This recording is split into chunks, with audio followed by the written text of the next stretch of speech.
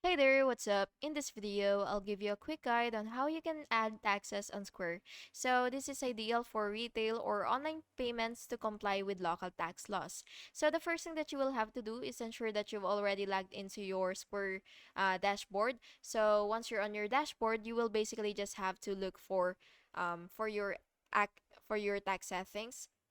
So basically, you will look for your settings somewhere right here, but it really depends on the layout of your screen. But anyway, it should look something like a gear icon or something like that.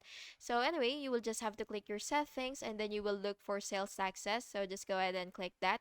And then you will add your tax rate and then you will click add tax and then you will enter the name, the rate, and region and then you will click save.